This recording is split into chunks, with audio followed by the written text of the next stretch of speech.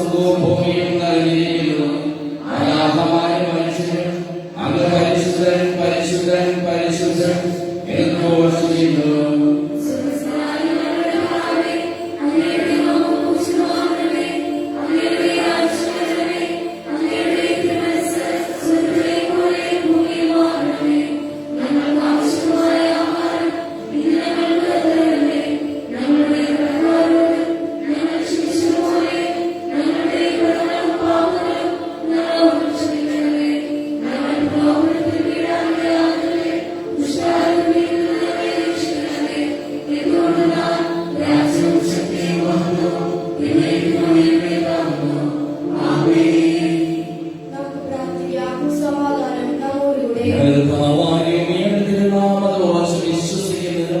ആ വിശ്വാസം ഏറ്റവും ആത്മാർത്ഥതയോടുകൂടി ഏറ്റുപറയുന്നത് ഞങ്ങളെ നീ അനുഗ്രഹിക്കണമേ.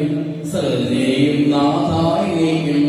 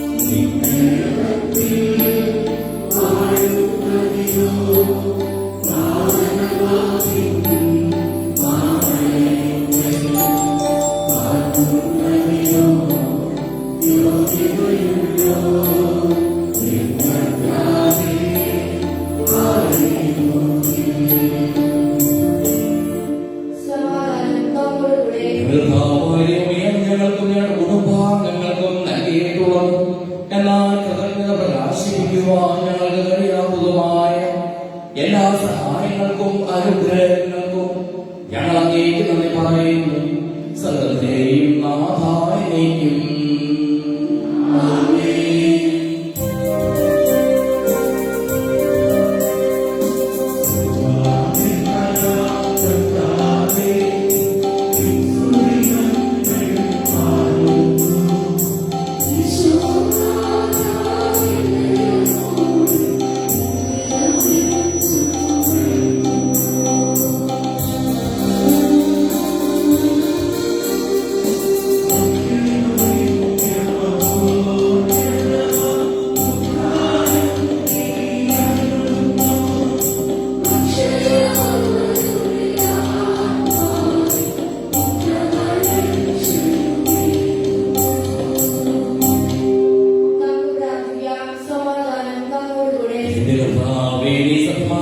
ശരീരങ്ങളെ ഉയർപ്പിക്കുന്നവൻ ആത്മാക്കളെ രക്ഷിക്കുന്നവൻ ജീവനെ അനുദിനം പരിപാലിക്കുന്നവനുമാകുന്നു. ഞങ്ങൾ കൂടുതലും സ്തുതിയും കൃതജ്ഞതയും ആരാധനയും സമർപ്പിക്കുവാൻ കടപ്പെട്ടവരാകുന്നു. സകലതിനെയും നാഥായി നീക്കും.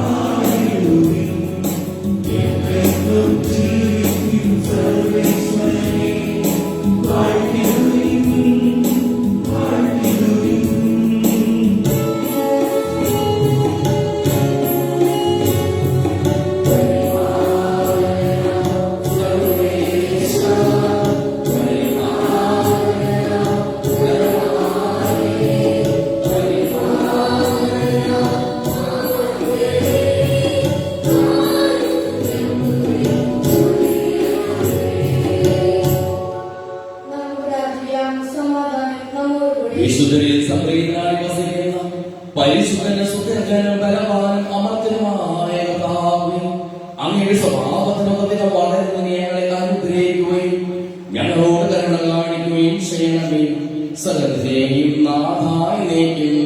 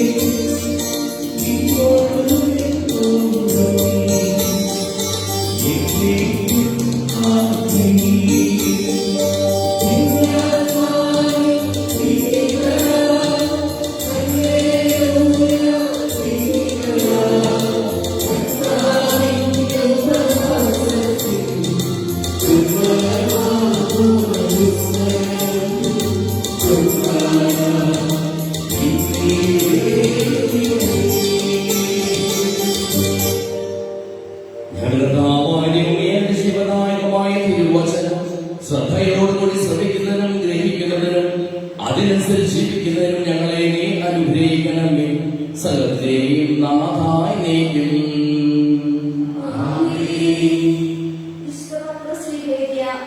ഒന്നാം ലേഖനം 4-ാം അധ്യായം 12 മുതൽ 19 വരെയുള്ള വാക്യങ്ങൾ. കർത്താവേ ക്രിസ്തീയ സഹനം.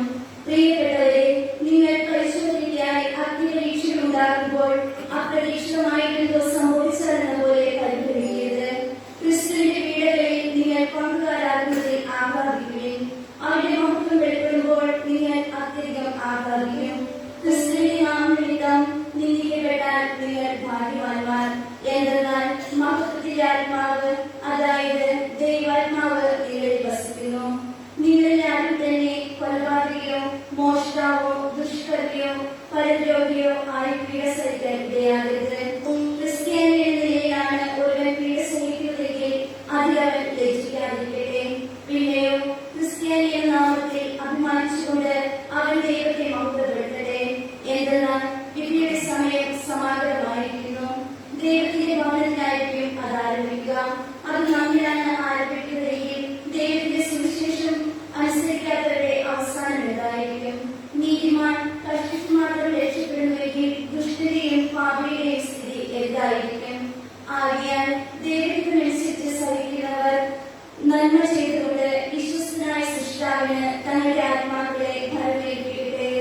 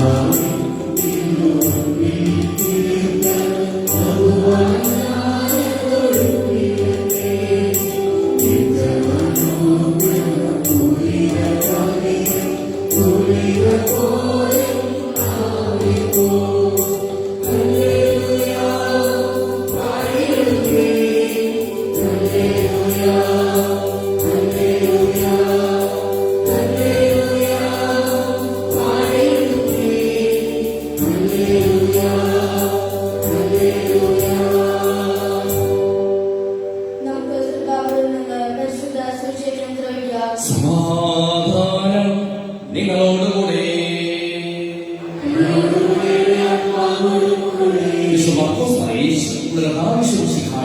പരിശുദ്ധ സുവിശേഷം 8-ാം അധ്യായം 29 മുതലുള്ള തിരുവചനങ്ങൾ. യേശു ചോദിച്ചു, എന്നാൽ ഞാൻ ആരാണ് എന്നാണ് നിങ്ങൾ പറയുന്നത്? പത്രോസ് മറുപടി പറഞ്ഞു, നീ ക്രിസ്തുവാണ്. തന്നെ കുറിച്ച് ആരോട് പറയുകയെന്ന് അവൻ അവരോട് കൽപ്പിച്ചു. മനുഷ്യർ വളരെയേറെ സംഖ്യയും ജനപ്രമാണികൾ, പ്രധാന പുരോഹിതർ, നിയമങ്ങൾ എന്നിവരാൽ തിരസ്കരിക്കപ്പെടുകയും വധിക്കപ്പെടുകയും 3 ദിവസങ്ങൾക്ക് ശേഷം ഉയർത്തെഴുന്നേൽക്കുകയും ചെയ്യേണ്ടിയിരിക്കുന്നു എന്ന് അവൻ അവരെ പഠിപ്പിക്കുവാൻ തുടങ്ങി. അവൻ ഇക്കാര്യം തുറന്നു പറഞ്ഞു. അപ്പോൾ പത്രോസ് അവരെ മാറ്റി നിർത്തിക്കൊണ്ട് തടസ്സം പറയുവാൻ തുടങ്ങി. യേശു പിന്തിരിഞ്ഞ് നോക്കിയപ്പോൾ ശിഷ്യന്മാർ നിൽക്കുന്നത് കണ്ട് പത്രോസിനെ ശാസിച്ചുകൊണ്ട് പറഞ്ഞു, സാത്താനേ, എന്റെ മുമ്പിൽ നിന്ന് പോകും. നിന്റെ ചിന്ത ദൈവികമല്ല, മാനുഷികമാണ്. അവൻ ശിഷ്യന്മാരോടൊപ്പം ജനക്കൂട്ടത്തെ തന്റെ അടുത്തേക്ക് വിളിച്ചു വരുത്തി അവരോട് പറഞ്ഞു, ആരെങ്കിലും എന്നെ അനുഗമിക്കുവാൻ ആഗ്രഹിക്കുന്നുവെങ്കിൽ അവൻ തന്നെ പരിത്യജിച്ച് തന്റെ കുരിശുമെടുത്ത് എന്നെ അനുഗമിക്കട്ടെ. സ്വന്തം ജീവൻ രക്ഷിക്കുവാൻ ആഗ്രഹിക്കുന്നവൻ അത് നഷ്ടപ്പെടുത്തും. ആരെങ്കിലും എനിക്ക് വേണ്ടിയോ സുവിശേഷത്തിന് വേണ്ടിയോ സ്വന്തം ജീവൻ നഷ്ടപ്പെടുത്തിയാൽ അവൻ അതിനെ രക്ഷിക്കും. ഒരുവൻ ലോകം മുഴുവൻ നേടിയാൽ തന്നെ ആത്മാവ് നഷ്ടപ്പെടുത്തിയാൽ അതുകൊണ്ട് അവന് എന്ത് പ്രയോജനം? മനുഷ്യൻ സ്വന്തം ആത്മാവിന് പകരമായി എന്ത് കൊടുക്കും? പാപം നിറഞ്ഞത് അവിശ്വസ്തമായ ഈ തലമുറയിൽ എന്നെ കുറിച്ചും എന്റെ വചനത്തെ കുറിച്ചും രക്ഷിക്കുന്നവരെ പറ്റി മനുഷ്യപുത്രനും തന്റെ പിതാവിന്റെ മഹത്വത്തിൽ പരിശുദ്ധ ദൂതന്മാരോട് കൂടി വരുമ്പോൾ രക്ഷിക്കും.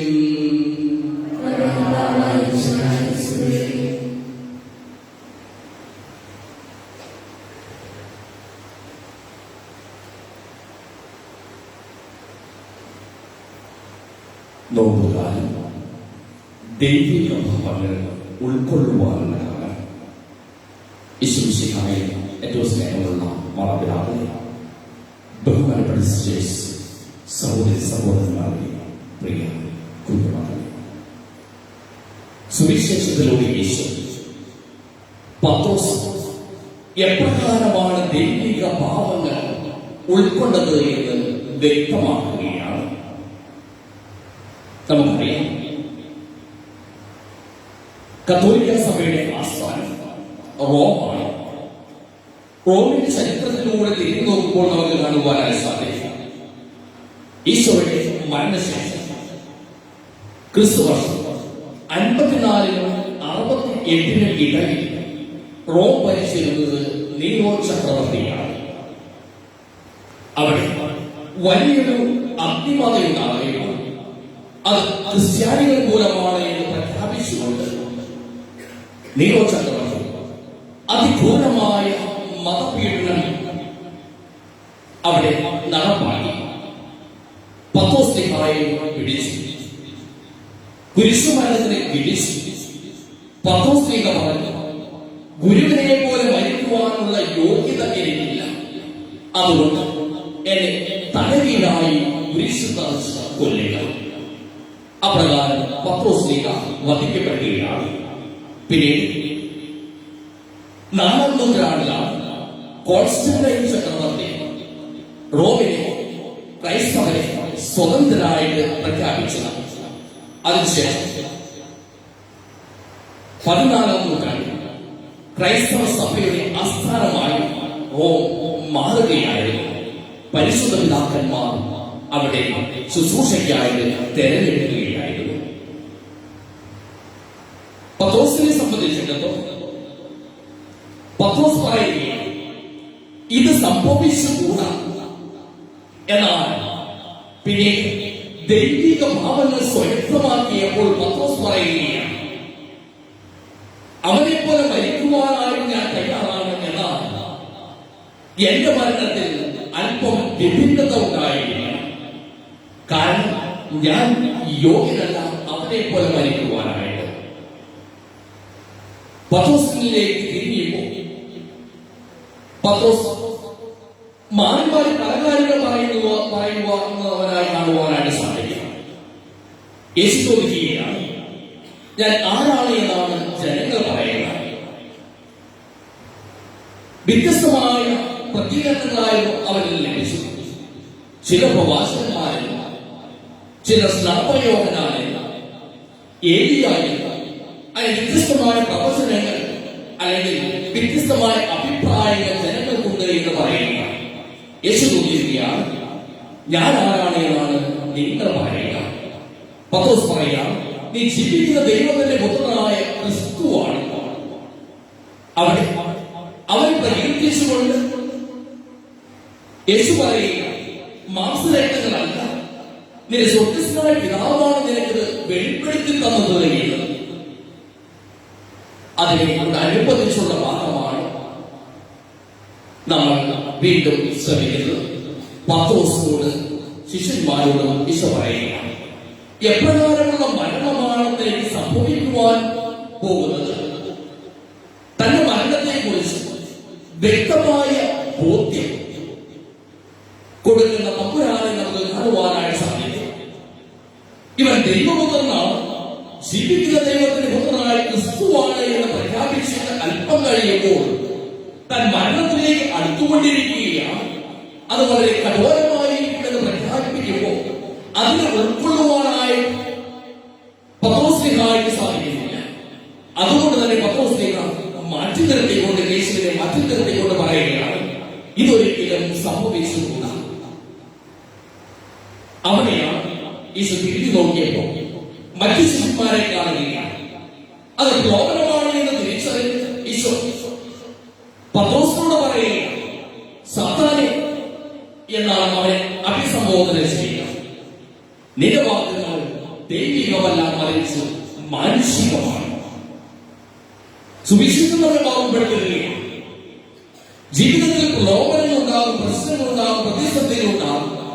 ആ പ്രശ്നങ്ങളും പ്രതിസന്ധികളും ദൈവിക ഭാവങ്ങൾ ഉൾക്കൊള്ളുവാനായി നമുക്ക് സാധിക്കണം.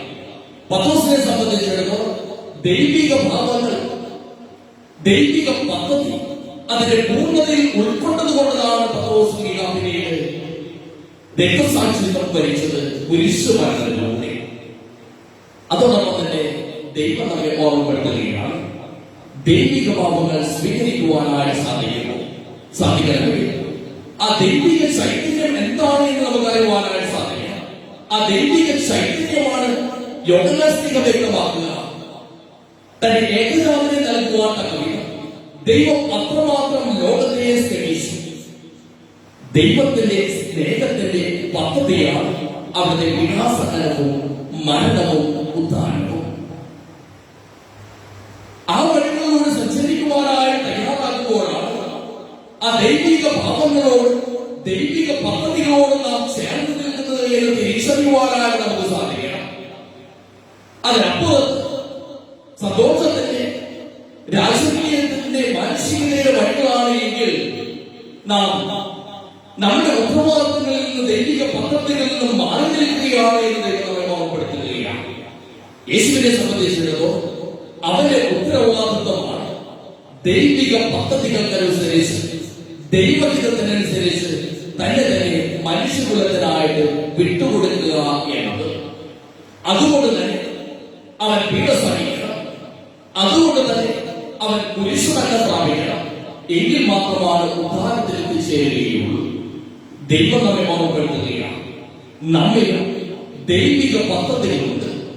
നമ്മുടെ ഉത്തരവാദിത്തങ്ങൾ, ആ ഉത്തരവാദിത്തങ്ങൾ നിറവേറ്റുവാനായി നമുക്ക് സാധിക്കുമ്പോഴാണ് അത് ആത്മാവിനെ പ്രതിയുള്ള ഉത്തരവാദിത്തങ്ങൾ, ആ ഉത്തരവാദിത്തങ്ങൾ നിറവേറ്റുവാനായി നമുക്ക് സാധിക്കുമ്പോഴാണ് നമ്മുടെ ജീവിതത്തെ നാം ദൈവിക പദ്ധതികളോട് ചേർത്ത് വെക്കുന്നതായില്ല. നോക്കുക, നമ്മുടെ ഇഷ്ടത്തെക്കാളും ഉപരിയായിട്ട് ദൈവിക പദ്ധതികളോട്, ദൈവിക ഇഷ്ടങ്ങളോട് നമ്മുടെ ഇഷ്ടങ്ങളെ ചേർത്ത് വെക്കുവാനായിട്ട് ദൈവം നമ്മെ അനുഗ്രഹിക്കട്ടെ. പിതാവിന്റെയും പുത്രന്റെയും പരിശുദ്ധാത്മാവിന്റെയും നാമത്തിൽ ആമേൻ. നമുക്കെല്ലാവർക്കും സന്തോഷത്തോടും ഉത്സാഹത്തോടും കൂടെ നിന്ന് കർത്താവേ ഞങ്ങളുടെ മേൽ കരുണയുണ്ടാകണമേ എന്ന് യാചിക്കാം. പരിശുദ്ധാത്മാവിനാൽ മരുഭൂമിയിലേക്ക് നയിക്കപ്പെടുകയും 40 രാവും 40 പകലും തപസ്സനുഷ്ഠിക്കുകയും ചെയ്ത കർത്താവേ, തപസ്സിന്റെ പ്രായശ്ചിത്തത്തിന്റെ പരിധിയാൽ ഞങ്ങളെ കരുതണമെന്ന് അങ്ങയോട് ഞങ്ങൾ യാചിക്കുന്നു.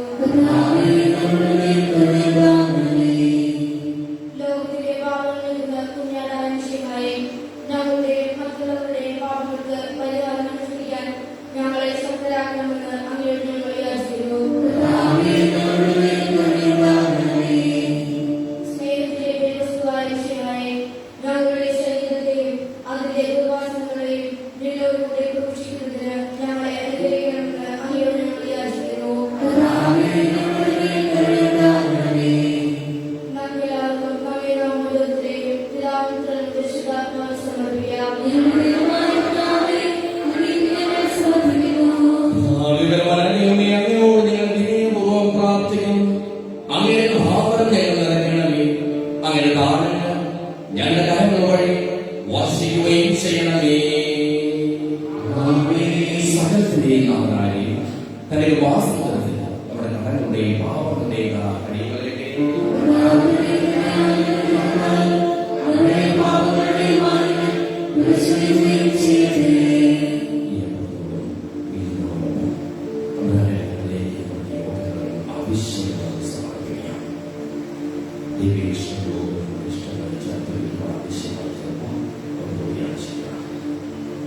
അങ്ങയുടെ നാമമായ എപ്പോഴും ഞങ്ങൾ സ്തുതിക്കും.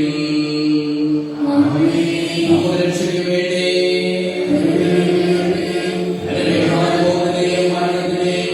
സംസ്കാരത്തിന്റെയും പ്രാണത്തിന്റെയും ഓർമ്മയാചരിക്കുവാൻ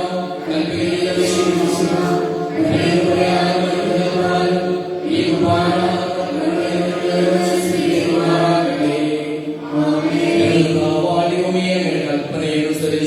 മിശിഹായുടെ സ്വർഗത്തിൽ നിന്നുള്ള മഹത്വപൂർണ്ണമായ രണ്ടാമത്തെ ആഗമനം വരെ അവിടുത്തെ വിശുദ്ധ ബലിപീഠത്തിന്റെ സുതകവും പരിശുദ്ധവും ശിവദാനവും ദൈവികവുമായ ഈ രഹസ്യങ്ങൾ സജ്ജീകരിക്കപ്പെടുന്നു.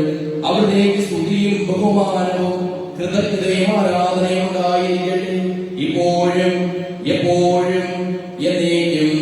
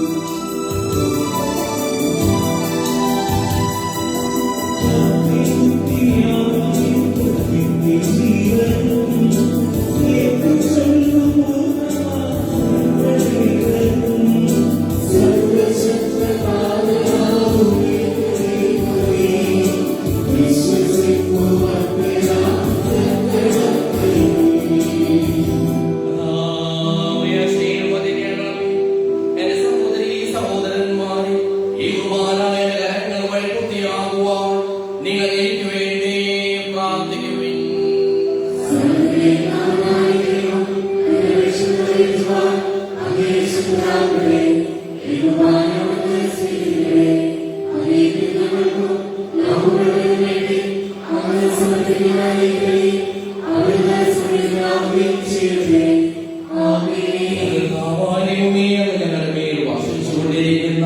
സമതമായ അനുഗ്രഹങ്ങളെ പ്രതി ഞങ്ങൾ അങ്ങേക്ക് നന്ദി പറയുന്നു.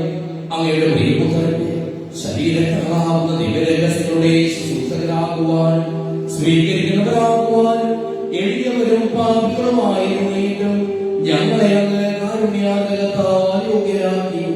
അങ്ങ് നൽകിയ ഈ ദാനം തികഞ്ഞ സ്നേഹത്തോടും ഉറച്ച വിശ്വാസത്തോടും കൂടി പരികർമ്മം ചെയ്യുവാൻ ഞങ്ങളെ ഓരോരുത്തരെയും ശക്തരാക്കണമെന്ന് അങ്ങയോട് ഞങ്ങൾ അപേക്ഷിക്കുന്നു. ഞങ്ങളെ സ്തുതിയും ബഹുമാനവും കൃതജ്ഞതയും ആരാധനയും സമർപ്പിക്കുന്നു, ഇപ്പോഴും എപ്പോഴും എന്നേക്കും. സമാധാനം നിങ്ങളോടുകൂടെ.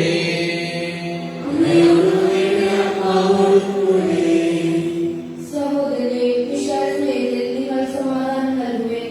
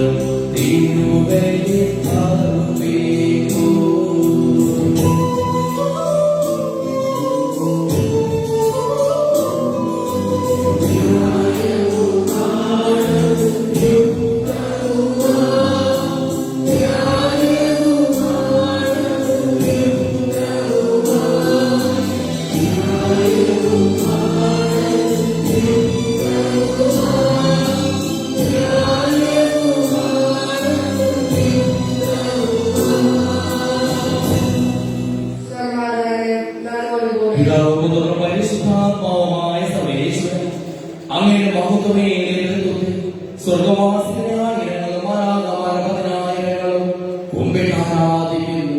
അഗ്നിമയന്മാരും അനുഭൂതികളുമായ സ്ത്രീയ സൈന്യങ്ങളും അങ്ങയുടെ നാമം പ്രകീർത്തിക്കുന്നു. പരിശുദ്ധരും അനുഭൂതികളുമായ പ്രവീന്മാരോടും ശ്രാപ്പേന്മാരോടും ചേർന്ന് നാഥനായ ഞങ്ങളും ആരാധന സമർപ്പിക്കുന്നു. ഉയർന്ന സ്വരത്തിൽ ഇടപെടാതെ സ്തുതിച്ചുകൊണ്ട് ഞങ്ങളും ചേർന്ന് അങ്ങേക്ക് ഓശാന പാടുകയും ചെയ്യുന്നു.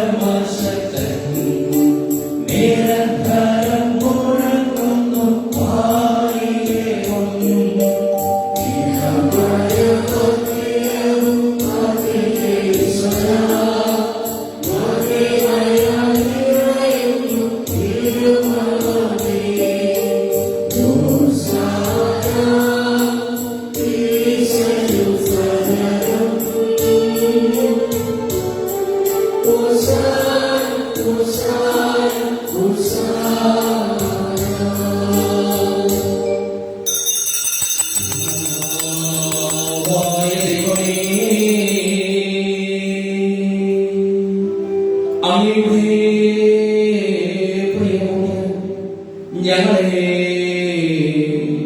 പഠിപ്പിച്ചതുപോലെ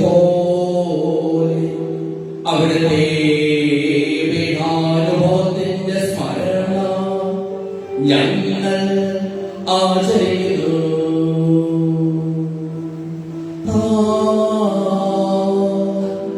ഏൽപ്പിച്ചു കൊടുക്കപ്പെട്ട രാത്രി യേശു നിർമ്മലമായ തൃക്കരങ്ങളിൽ അപ്പമെടുത്ത് സ്വർഗ്ഗത്തിലെ ആരാധ്യനായ പിതാവേ, അങ്ങയുടെ പക്കലേക്ക് കണ്ണുകൾ ഉയർത്തി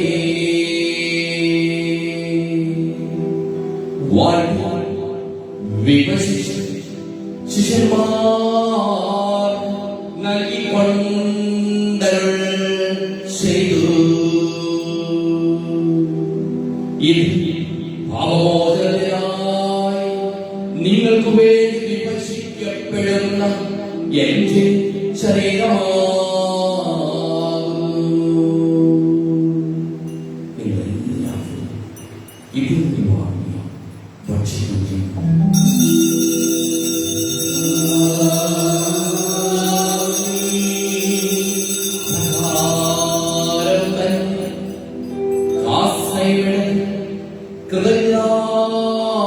സ്തോത്രം ചെയ്ത് അവർ നൽകിക്കൊണ്ടരുൾ ചെയ്തു. പാപമോചനത്തിനായി അനേകർക്കു വേണ്ടി ചിന്തപ്പെടുന്ന പുതിയ ഉടമ്പടിയിൽ എന്റെ രക്തമാകുന്നു. നിങ്ങളെല്ലാവരും ഇതിൽ നിന്ന് വാങ്ങി പാനം ചെയ്യുക.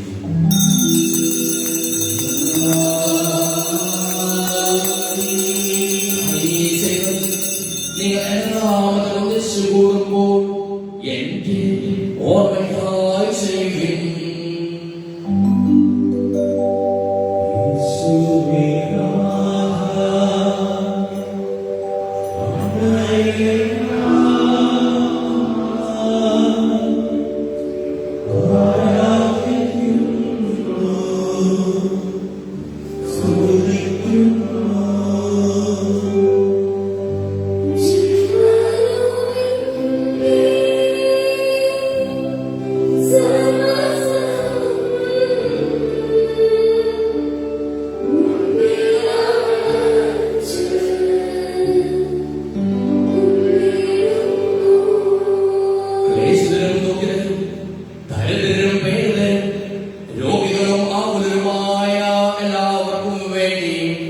ഞങ്ങളുടെ ഇടയിൽ നിന്ന് അങ്ങനെ നാമത്തിൽ വേർതിരിഞ്ഞു പോയ എല്ലാ മനുഷ്യർക്ക് വേണ്ടിയും ഞങ്ങളുടെ പ്രാർത്ഥനാ സഹായം പ്രത്യേകം ആവശ്യപ്പെട്ടിരിക്കുന്ന എല്ലാവർക്കും വേണ്ടിയും ഞങ്ങളുടെ മാതാപിതാക്കൾക്കും മക്കൾക്കും കുടുംബാംഗങ്ങൾക്കും ബന്ധുമിത്രാദികൾക്കും വേണ്ടിയും ഞങ്ങളെ സ്നേഹിക്കുന്നവർക്ക് വേണ്ടിയും ഞങ്ങൾ സ്നേഹിക്കുന്നവർക്ക് വേണ്ടിയും അങ്ങനെ കാരുണ്യത്തെ പ്രത്യാശപൂർവ്വം കാത്തിരിക്കുന്ന അയോഗ്യരായ ഞങ്ങൾ ഓരോരുത്തർക്കും വേണ്ടിയും കർത്താവേ അങ്ങേ കുർബാന സ്വീകരിക്കണമേ.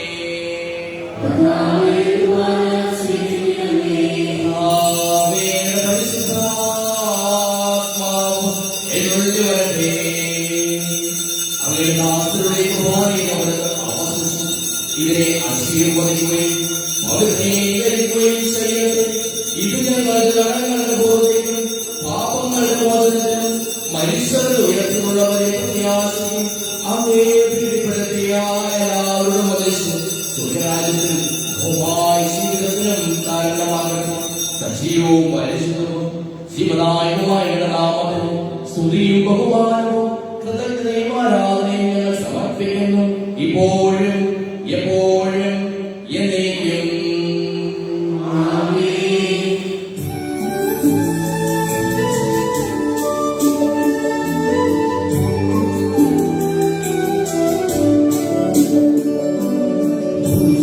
പൂജ്യമായിടും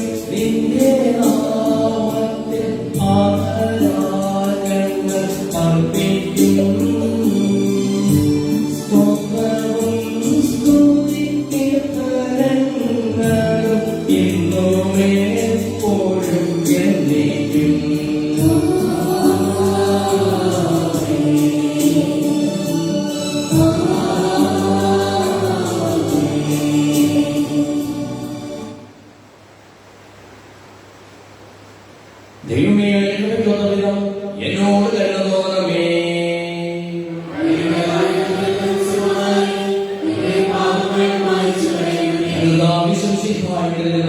സ്തുതിയും നാഥാനിന്റെ ആരാധനയും എപ്പോഴും ഉണ്ടായിരിക്കട്ടെ. സജീവോജീവദായകവുമായ ഈ തിരുശരീരവും തിരുരക്തവും സ്വർഗത്തിൽ ഇറങ്ങിയതും ലോകത്തിന് മുഴുവൻ ജീവൻ നൽകുന്നതുമാകുന്നു. ഇത് ഭക്ഷിക്കുന്നവർ മരിക്കുകയില്ല, പ്രത്യുത പാപമോചനവും രക്ഷയും പ്രാപിക്കുകയും നിത്യം ജീവിക്കുകയും ചെയ്യും.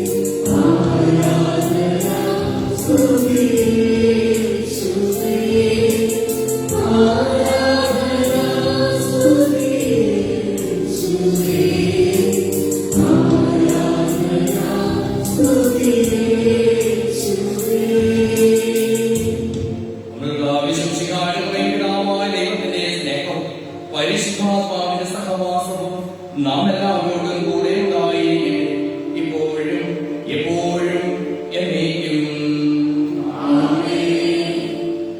നമ്മുടെ യേശുവിന്റെ അമൂല്യമായ ശരീരങ്ങളെ നമുക്കെല്ലാവർക്കും ഭക്തിയാദരവോടെ സമീപിക്കാം.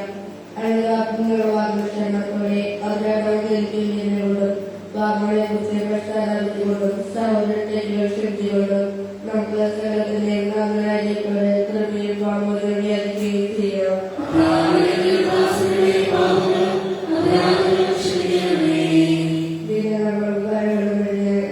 സാക്ഷി ശുദ്ധീകരിക്കാം.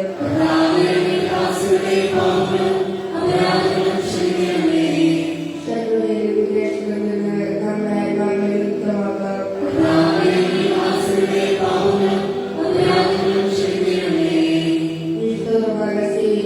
പരിഷ്കാരമാണ് പദ്ധതിക്കുകയും ചെയ്യാം.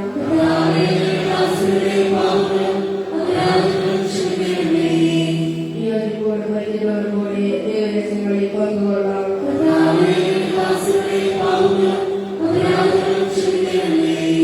കർത്താവേ, നമ്മുടെ ശരീരങ്ങളുടെ ആത്മാക്കളെ രക്ഷിക്കുകയും കാരണമാകട്ടെ. നമുക്ക് പ്രാർത്ഥിക്കാം. സമാധാനം നമ്മോടുകൂടി.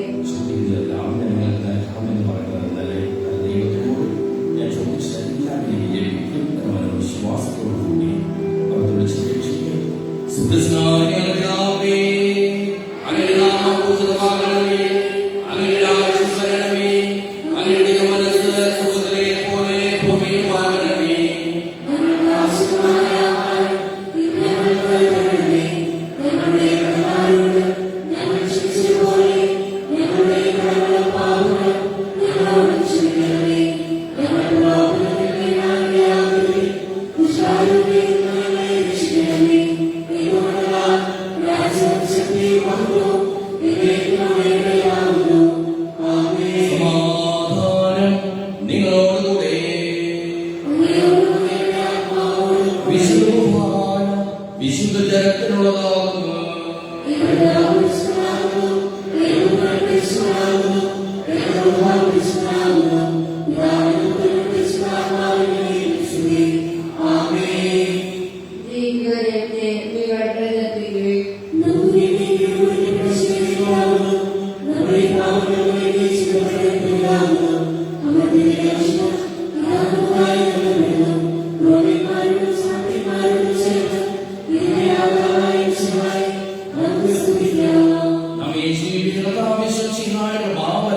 അവിടുത്തെ കാരുണ്യത്താൽ നമ്മെല്ലാവരിലും സമ്പൂർണ്ണമാകട്ടെ.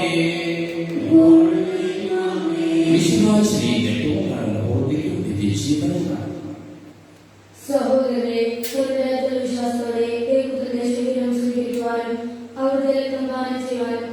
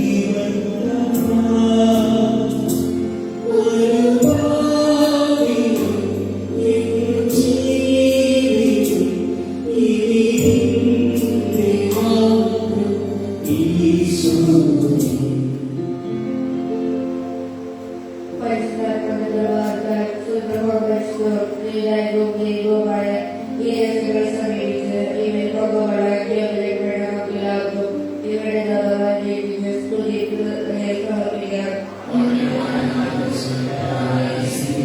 നമുക്ക് പ്രാർത്ഥിക്കാം. സമാധാനം നമ്മോടുകൂടെ.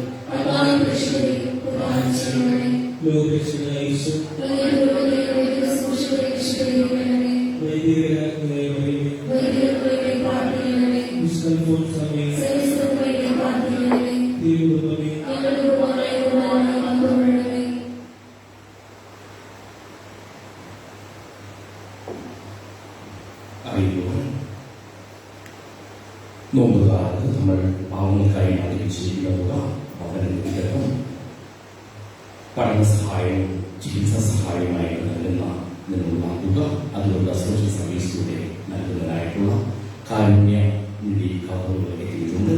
യൂണിറ്റ് ഭാരവാഹികൾ അത് പ്രധാനങ്ങൾ എത്തിക്കണമെന്ന് അഭ്യർത്ഥിക്കുന്നു.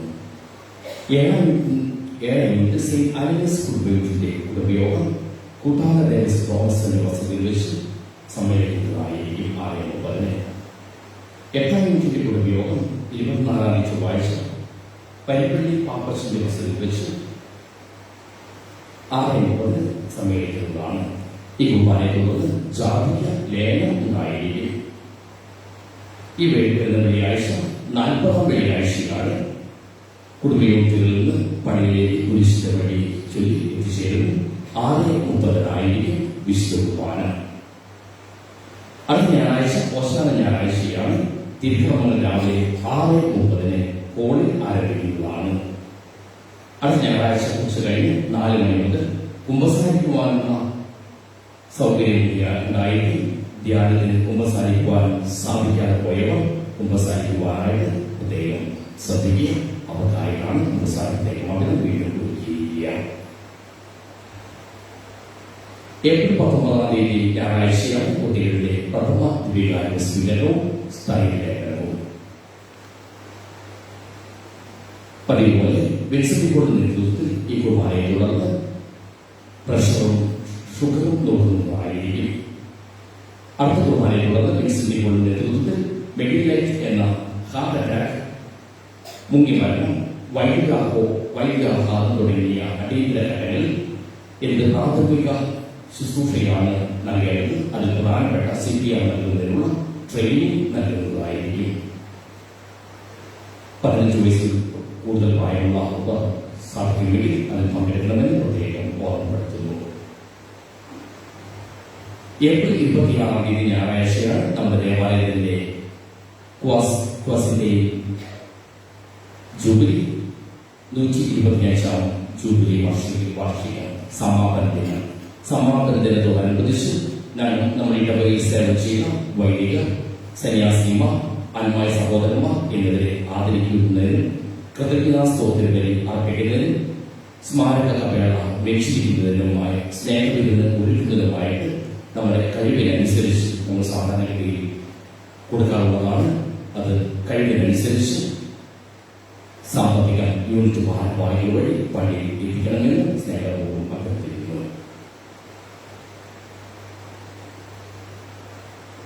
രണ്ടാമത്തെ കുർബാനയോടനുബന്ധിച്ച് jubilee committee, central committee, parish council എന്നിവയുടെ സംയുക്ത മീറ്റിംഗ് ഉണ്ടായിരിക്കും.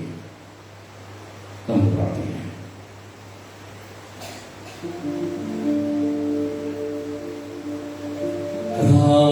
പരിശുദ്ധവും പരിശുദ്ധവും ശിവനായകവും ദൈവികവുമായ ഘടനയുടെ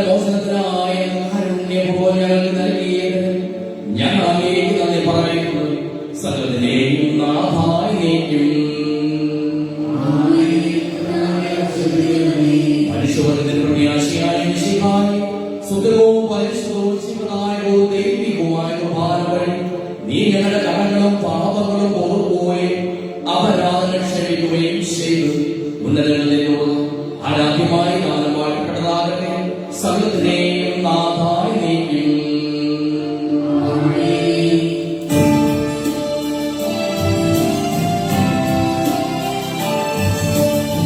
പാപികളെ അനുഭാവത്തിൻ പാതയിലേക്കു വിളിക്കാനായി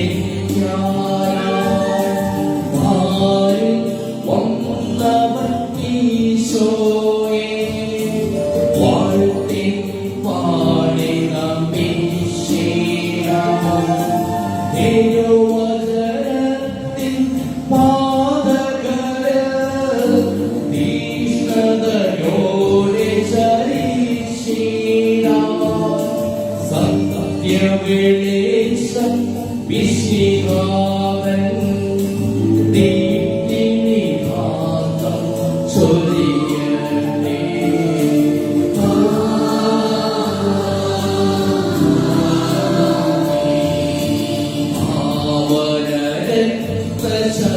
ശരീരങ്ങൾ കൈക്കൊണ്ടവരാം അഖിലർക്കും നിത്യതയും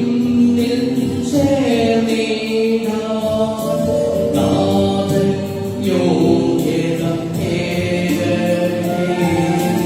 ജീവനും തിരുസീവായാൽ നിങ്ങൾ മുദ്രിതരാകട്ടെ. സംരക്ഷ